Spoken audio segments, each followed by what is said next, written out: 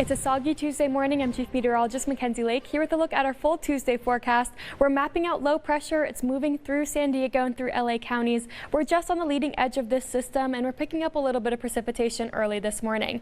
Most of these showers are streaming in from the south. We're seeing some light amounts of rainfall here, maybe some moderate amounts down toward Ventura and through Santa Barbara counties. But as far as the remainder of the day, we're just going to pick up on a little bit more rainfall before those skies start to clear out and before we start to dry out by the evening hours. Take a look at future track radar here. We'll definitely be seeing some sunshine for the south-facing beaches just for a few hours or so before those clouds build back in. And then, of course, we're tracking our next weather pattern shift. So I want to spend more time talking about the rainfall heading into Wednesday and Thursday, as this system that we're seeing today is just the tease and the taster of what's to come.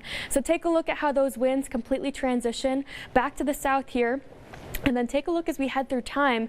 Wednesday evening about 6 or 6:30, that's when a lot of our models are picking up on our first set of showers. But take a look here from Point Conception all the way up through Paso Robles, this big long line of yellows and those deeper shaded greens that we're projecting. Well, this is going to be a plume of moisture. It is going to soak the entire central coast. Take a look as we step through time. The rainfall doesn't actually move into Santa Barbara until about 10 p.m. or so, and then down through Ventura County a little bit later on as well. Winds are strong enough to knock over trees and power lines. We do have a high wind watch. We have a plethora of watches and warnings to get into, but take a look as we head through Thursday morning. Very early on, we'll still be picking up on some scattered showers through the area, not adding too much rainfall. Really just the bulk and the big storm system arrives Wednesday night or Wednesday afternoon for our northern communities into Wednesday night for here in Santa Barbara. So future track radar again still showing those spottier showers heading into Thursday evening. We'll likely have a mixture of some sun and clouds, but we really want to focus on Wednesday night into Thursday morning. Here's a look at our flooding concerns in Southern California. Not only is Santa Barbara going to be impacted, but all these areas color-coded in yellow, all underneath a slight risk of flooding concerns. The rest of the region underneath marginal will likely see some pooling and ponding along the US 101, Highway 154, and we'll definitely see some flooding in flood-prone areas. So here's a look at our flood watch for the south-facing beaches down through Ventura County, again Wednesday night into Thursday morning. So if you work in the overnight hours, if you're traveling overnight, that's when we're going to be seeing the biggest concerns. But I do think our northern communities will be seeing the bigger concerns as far as your traveling commute home right around 6 or 7 p.m. That's when that bulk of the rainfall moves in. Here's a look at our high wind watch starting Wednesday afternoon. Southerly winds projected in all these areas color-coded in purple here. Gusts could be upwards of 60 miles an hour, so easily toppling over trees and power lines. And then of course with this system, it is more potent. It's going to drop more rainfall, but it's also going to drop a good amount of snow. It's cooling our temperatures off into the 50s. Those areas above 5,500 feet will be seeing 6 to 12 inches of snowfall, and those wind gusts near about 50 miles an hour as well.